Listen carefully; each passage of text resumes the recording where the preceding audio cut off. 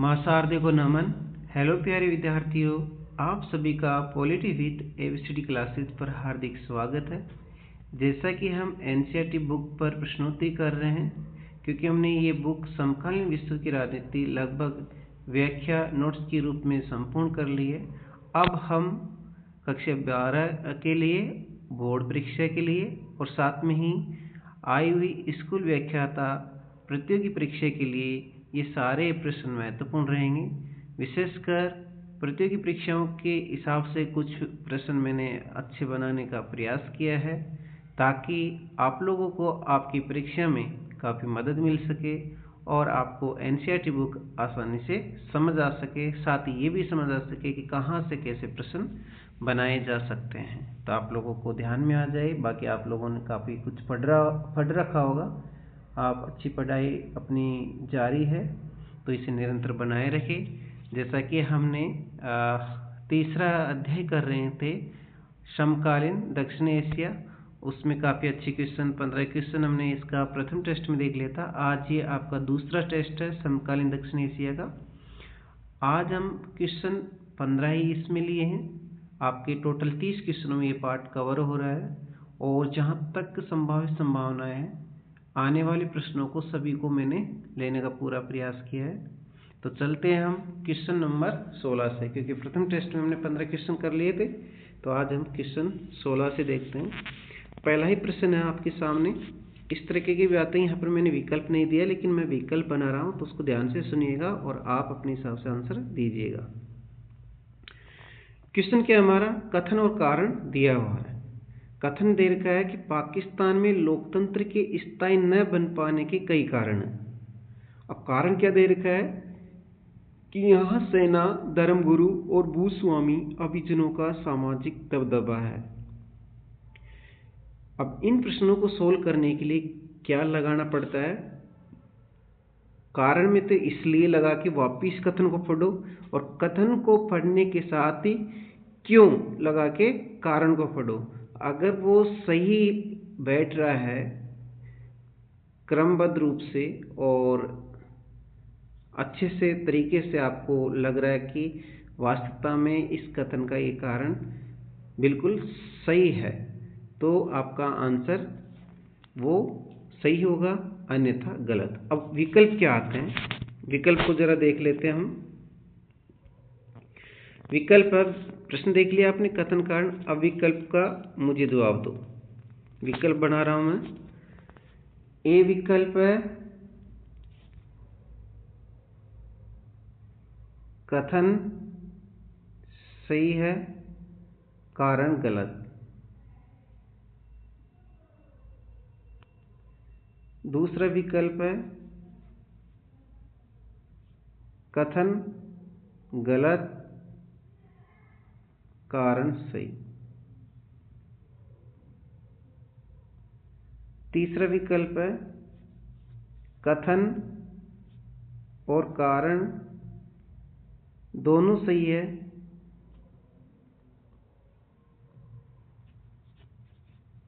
दोनों सही है, कारण कथन की सही व्याख्या कर रहा है, सही व्याख्या कर रहा है। ठीक है। और चौथा विकल्प इस प्रकार का,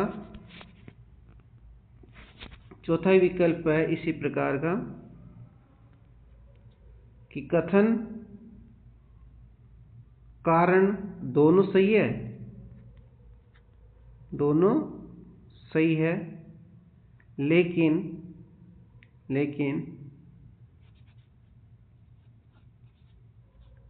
कथन का कारण व्याख्या नहीं कर रहा, कथन का कारण व्याख्या नहीं कर रहा। ठीक है, इस तरीके से ये प्रश्न है। अब चारों विकल्प देख लिए आप लोगों ने, अब आंसर दो, ये आपके सामने है।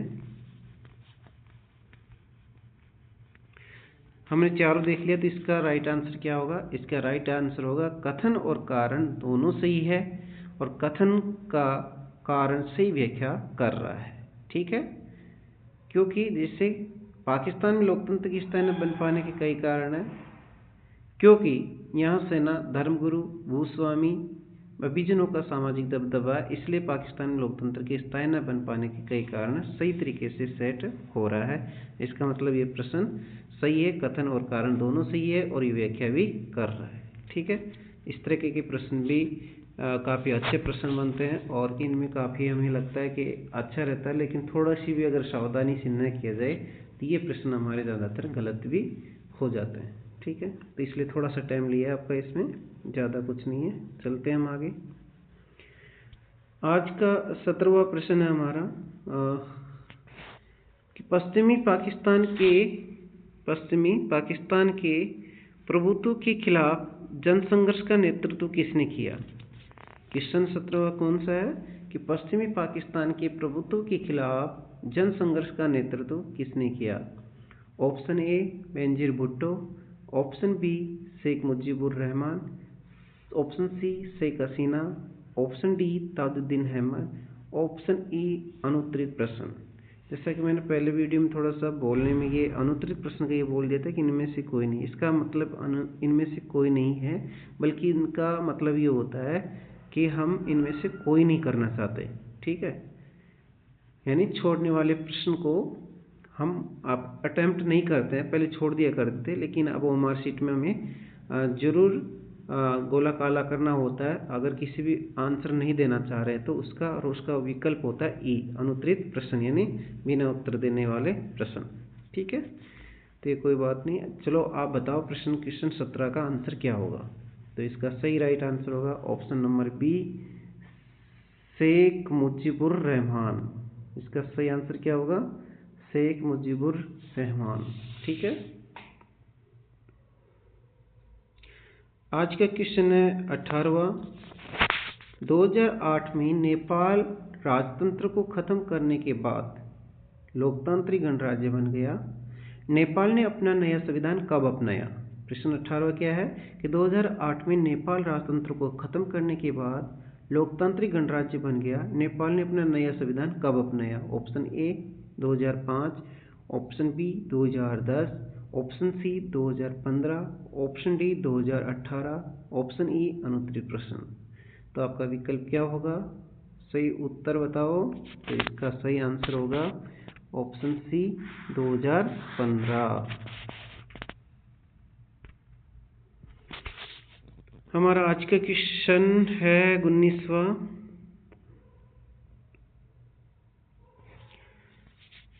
श्रीलंका में जातीय संघर्ष और लोकतंत्र से संबंधित निम्न कथनों में से कौन सा कथन असत्य है? हमारा 19वां क्वेश्चन क्या है? श्रीलंका में जातीय संघर्ष और लोकतंत्र से संबंधित निम्न कथनों में से कौन सा कथन असत्य है? ऑप्शन ए 1983 के बाद से उग्र तमिल संगठन लिबरेशन टाइगर्स और तमिल ईलम की मांग थी श्रीलंका में तमिलों के लिए अलग देश। ऑप्शन बी है 2009 में लिट्टे को खत्म कर दिया गया। ऑप्शन सी है 1987 में भारत ने अपनी शांति सेना लक्ष्य हासिल किए बिना श्रीलंका से वापस बुला ली। ऑप्शन डी है आज़ादी से पहले श्रीलंका को सिलोन कहा जाता था। और ऑप्शन ई है अनुत्तरित प्रश्न। तो इसका उत्तर बताना है, वो भी हमें श्रीलंका में जातीय संघर्ष और लोकतंत्र से संबंधित, जिनमें असत्य कौन सा इनमें से। तो चेक करते हैं हम पहला ऑप्शन। तो पहला ऑप्शन है 1983 के बाद से उग्र तमिल संगठन लिबरेशन टाइगर्स और तमिल ईलम की मांग श्रीलंका में तमिलों के लिए अलग देश। ये बिल्कुल बात सही है। ये लिट्टे का पूरा नाम है लिबरेशन टाइगर्स और तमिल ईलम। किसका पूरा नाम है? लिट्टे का। ठीक है, इस चीज़ का ध्यान रखना बच्चों। लिट्टे का पूरा नाम क्या है? लिबरेशन टाइगर्स और तमिल ईलम। ठीक है, दूसरा है ऑप्शन बी 2009 में लिट्टे को ख़त्म कर देगा। ये बात बिल्कुल सही है। लिट्टे को कब ख़त्म कर दिया? 2009 में। ऑप्शन सी है 1987 में भारत ने अपनी शांति सेना लक्ष्य हासिल किए बिना श्रीलंका से वापस बुला ली थी। यही प्रश्न हमारा गलत है और यही इसका ऑप्शन सही होगा। क्यों? क्योंकि 1987 में नहीं बल्कि 1989 में आएगा। भारत ने अपनी शांति सेना लक्ष्य हासिल किए बिना श्रीलंका से वापस बुला ली थी। क्योंकि 1987 में तो भारत ने शांति सेना भेजी थी, न कि बुलाई थी। 2 साल बाद वापस बुला ली थी, इसलिए ऑप्शन सी होगा इसका आंसर। बाकी डी ऑप्शन और देख लो। आज़ादी से पहले श्रीलंका को क्या कहा जाता? सिलोन। ये भी सही है। बाकी सारे सत्य हैं, सी ऑप्शन असत्य है। इस कारण से इस प्रश्न का आंसर सी होगा। ठीक है, इसकी व्याख्या देखना चाहो तो आप व्याख्या देख लो। नीचे मैंने व्याख्या दे रखी है कि ये गलत क्यों है। क्योंकि 1989 में भारत ने अपनी शांति सेना लक्ष्य हासिल किए बिना श्रीलंका से वापस बुला ली थी। ठीक है, और 1987 में भेजी थी। ये चीज का ध्यान रखना है। हमारा 20वां क्वेश्चन है,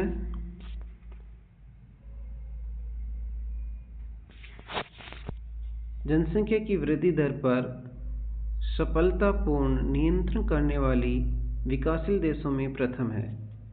20वां क्वेश्चन क्या है हमारा आज का, कि जनसंख्या की वृद्धि दर पर सफलतापूर्ण नियंत्रण करने वाली विकासशील देशों में प्रथम है। Option A Bharat, option B Pakistan, option C Sri Lanka, option D Bangladesh, option E अनुत्तरित प्रश्न। तो इसका क्या आंसर होगा? इसका सही राइट आंसर होगा ऑप्शन सी श्रीलंका। ठीक है, अगले प्रश्न पर चलते हैं। क्वेश्चन नंबर 21, दक्षिण एशिया के देश में सबसे पहले कौन से देश ने अपनी अर्थव्यवस्था का उदारीकरण किया? क्वेश्चन नंबर 21 क्या है कि दक्षिण एशिया के देश में सबसे पहले कौन से देश ने अपनी अर्थव्यवस्था का उदारीकरण किया? तो option A Bharat, option B Sri Lanka, option C Afghanistan, option D Bhutan, option E अनुत्तरित प्रश्न। तो इसका सही राइट आंसर क्या होगा? इसका सही राइट आंसर होगा श्रीलंका। ठीक है, अगले प्रश्न की ओर चलते हैं। Question number 22, ISI inter services intelligence क्या है? ISI का पूरा नाम क्या है? Inter services intelligence. ये भी ध्यान में रखना आप लोगों को। ठीक है, पहली बात तो अब यह है क्या? ऑप्शन ए भारत की खुफिया एजेंसी, ऑप्शन बी पाकिस्तान खुफिया एजेंसी, ऑप्शन सी अमेरिका की खुफिया एजेंसी, ऑप्शन डी अफगानिस्तान की खुफिया एजेंसी, ऑप्शन ई अनुत्तरित प्रश्न। तो इसका राइट आंसर क्या होगा?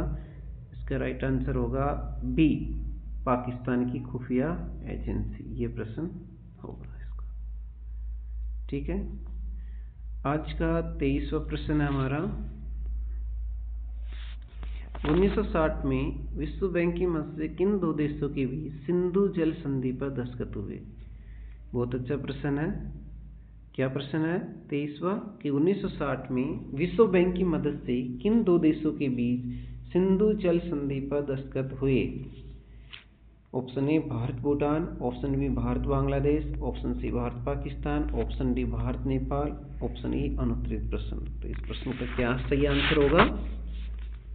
बताओ बताओ बताओ। इसका सही आंसर होगा ऑप्शन सी भारत और पाकिस्तान। बहुत इंपॉर्टेंट है, यहाँ पर 1960 भी इंपॉर्टेंट है, विश्व बैंक की भी इंपॉर्टेंट है, और क्या हुआ था इनके बीच? सिंधु जल संधि पर हस्ताक्षर। ये सारी बातें महत्वपूर्ण है, इन सबको आप ध्यान में रखना है।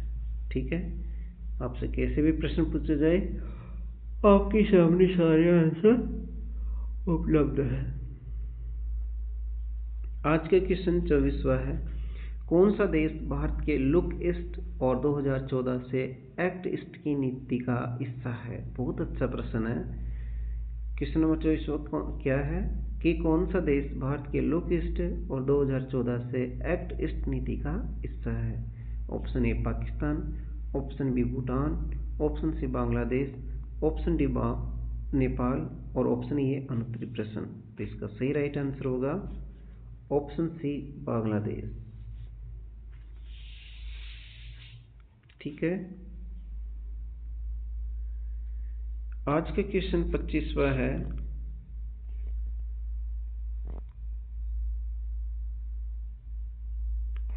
कथन ए कथन दो कथन दे रखे हैं, दोनों के बारे में बताना है।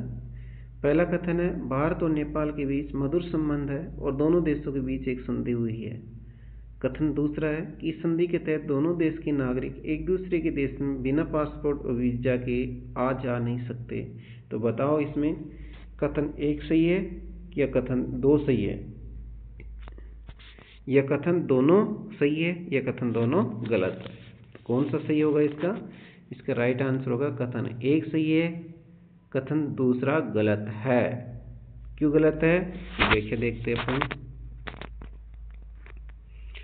गलत इसलिए है क्योंकि संधि के तहत दोनों देश के नागरिक एक दूसरे देश में बिना पासपोर्ट वीजा के आ जा सकते हैं। किस देश में? नेपाल में। ठीक है, अगले प्रश्न की ओर। आज का क्वेश्चन 26वां। दक्षिण, जिसे सार्क भी कहा जाता है, इसका पूरा नाम क्या है? बहुत इंपॉर्टेंट है, बहुत अच्छा प्रश्न है। दक्षिण या सार्क का पूरा नाम क्या है? Option A South Asian Association for Regional Cooperation. Option B है साउथ अफ्रीका संगठन का रीजनल कोऑपरेशन। ऑप्शन सी है साउथ अमेरिका संगठन का रीजनल कोऑपरेशन। ऑप्शन डी है south Asian Africa for Regional cooperation. तो इसमें से राइट आंसर क्या होगा? इसमें राइट आंसर ए होगा, south Asian Association for Regional cooperation. ये ध्यान रखना है, ये सार्क का पूरा नाम है। और सार्क का पूरा नाम हिंदी में हमें याद रखे तो आप याद रख सकते हो अच्छे से। हिंदी में कहेंगे हम सार्क को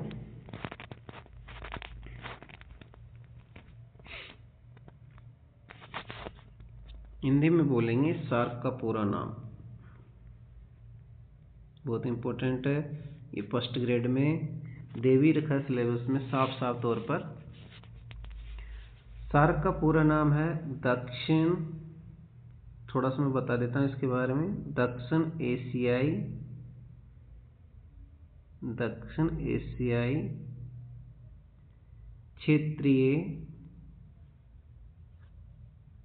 क्षेत्रीय सहयोग संगठन, ये इसका पूरा नाम है, सहयोग संगठन। ठीक है, सार्क का क्या नाम है? दक्षिण एशियाई क्षेत्रीय सहयोग संगठन। दक्षिण एशियाई क्षेत्रीय सहयोग संगठन, ये सार्क का पूरा नाम है। सार्क की स्थापना कब हुई थी? इसकी स्थापना हुई थी 8 दिसंबर 1985। महत्वपूर्ण ये है कि ये स्थापना ढाका में हुई थी, और ढाका कहाँ पर पड़ता है? बांग्लादेश में, ये ध्यान रखना, बांग्लादेश में। ठीक है, लेकिन इसका सचिवालय कहाँ है? उसका ध्यान रखना, काठमांडू है। काठमांडू कहाँ पर है? नेपाल में। ये दोनों चीज़ों का ध्यान रखना कि सार्क की स्थापना कहाँ होती है? ढाका बांग्लादेश में, जबकि इसका सचिवालय कहाँ पर है? काठमांडू नेपाल में। और स्थापना कब होती है? 8 दिसंबर 1985 को। ये सार्क के बारे में कुछ प्रमुख बातें थी। ठीक है, तो दक्षिण का पूरा नाम देख लिया हमने, south Asian Association for Regional cooperation. ये आपका आंसर हो गया। अगले प्रश्न की ओर। आज का 27वां प्रश्न हमारा, दक्षिण की शुरुआत कब हुई? अभी हमने आंसर इसका जान लिया था, 1985 में हुई। इसका राइट आंसर बी होगा। ठीक है, और अभी ये भी जान लिया था कि इसकी स्थापना कहाँ हुई? ढाका में। इसकी सचिवालय कहाँ पर है? सचिवालय काठमांडू सचिवालय। ठीक, दोनों को जान लिया हमने। आज का हमारा क्वेश्चन है 28वां। 28वां क्वेश्चन क्या कह रहा है कि दक्षिण एशियाई मुक्त व्यापार क्षेत्र, साप्टा का पूरा नाम क्या है? दक्षिण एशियाई मुक्त व्यापार क्षेत्र। ठीक है, साप्टा, जिसे साप्टा बोला जाता है, पर 2004 में हस्ताक्षर किए गए थे, और ये प्रभावी कब से हुआ? बहुत इंपॉर्टेंट प्रश्न है ये। दक्षिण एशियाई मुक्त व्यापार क्षेत्र, जिसे साप्टा कहा जाता है, जिस पर हस्ताक्षर तो कब होते हैं? 2004। ये भी इंपॉर्टेंट है। साथ ये भी ध्यान में रखना है कि ये प्रभावी कब से हुआ। तो ऑप्शन दे रखा है 1 जनवरी 2006, ऑप्शन बी है 1 जनवरी 2008, ऑप्शन सी है जनवरी 2004, ऑप्शन डी है जनवरी 2010, ऑप्शन ई है अनुत्तरित प्रश्न। तो इसका राइट आंसर क्या होगा बच्चों, बताओ। इसका राइट आंसर होगा ऑप्शन ए, 1 जनवरी 2006 से साप्ताह प्रभावी हुआ। ठीक है। दक्षिण एशिया मुक्त व्यापार क्षेत्र, जिसे साप्ताह कहा जाता है, हस्ताक्षर 2004 में होता है और ये प्रभावी 2006 में होता है। आज का 29वां प्रश्न है हमारा, दक्षिण एशिया के बारे में निम्नलिखित में से कौन सा कथन गलत है। हमारे सामने ये गलत ढूंढना है, इनमें से कौन सा गलत है। किस संदर्भ में, दक्षिण एशिया के बारे में निम्नलिखित में से कौन सा कथन गलत है। तो ऑप्शन ए है, दक्षिण एशिया में सिर्फ एक ही तरह की राजनीतिक प्रणाली चलती है। ऑप्शन बी है, बांग्लादेश और भारत ने नदी जल की हिस्सेदारी के बारे में एक समझौते पर हस्ताक्षर किए हैं। ऑप्शन सी है, साप्ताह पर हस्ताक्षर इस्लामाबाद के 12वें सार्क सम्मेलन में हुए हैं। ऑप्शन डी है, दक्षिण एशिया की राजनीति में चीन और संयुक्त राज्य अमेरिका महत्वपूर्ण भूमिका निभाते हैं। और ऑप्शन ई है अनुत्तरित प्रश्न। तो बच्चों बताओ इसके बारे में कि दक्षिण एशिया के बारे में इन कथनों में से कौन सा गलत है। चलो करते हैं, पहला कथन चेक करते हैं। दक्षिण एशिया में सिर्फ एक तरह की राजनीतिक प्रणाली चलती है, यही ऑप्शन गलत है। क्यों गलत है? ये इसलिए गलत है क्योंकि दक्षिण एशिया में सिर्फ एक तरह की राजनीतिक प्रणाली नहीं चलती है, बल्कि भिन्न भिन्न प्रकार की राजनीतिक प्रणाली चलती है। तो यही प्रश्न क्या हो गया हमारा, गलत हो गया है। इसका सही आंसर कहाँ है, यही है क्योंकि दक्षिण एशिया के विभिन्न देशों में एक सी राजनीतिक प्रणाली नहीं है। इसलिए इस क्वेश्चन का आंसर ये होगा। बाकी और विकल्प को भी देख लेते हैं, क्योंकि वहाँ से भी हमें जानकारी मिलेगी, इसलिए विकल्प देखना जरूरी है। जो भी विकल्प है, सभी विकल्पों की प्रासंगिकता है, उपयोगिता है, महत्वता है, इसलिए मैंने ऐसे विकल्प रखे हैं ताकि बच्चों को उनका फायदा मिल सके। ठीक है, विकल्प भी देखते हैं। बांग्लादेश और भारत ने नदी जल की हिस्सेदारी के बारे में एक समझौते पर हस्ताक्षर किए, सही बात है बिल्कुल। ऑप्शन सी है, साप्ताह पर हस्ताक्षर इस्लामाबाद के 12वें सार्क सम्मेलन में, ये भी बात बिल्कुल राइट है। देखो यहाँ से भी प्रश्न बन रहे हैं आपके, तो जानकारी के लिए बहुत अच्छे हैं कि विकल्पों को भी अच्छे से पढ़ना चाहिए। ऑप्शन डी है, दक्षिण एशिया की राजनीति में चीन और संयुक्त राज्य अमेरिका महत्वपूर्ण भूमिका निभाती, ये भी बात सही है। चलते हैं हम आज के आखिरी प्रश्न की ओर, क्वेश्चन नंबर 30, और इसी के साथ हमारा इस पार्ट के महत्वपूर्ण प्रश्नोत्तरी भी कंप्लीट हो जाएगी। इसके बाद में हम लाएंगे अगले अध्याय की महत्वपूर्ण प्रश्नोत्तरी, जो कि विशेषतः इम्पोर्टेंट है, फर्स्ट ग्रेड के हिसाब से बहुत ही महत्वपूर्ण है, क्योंकि फर्स्ट ग्रेड के अंदर साफ साफ तौर पर इंटरनेशनल ऑर्गेनाइजेशन दे रखा है।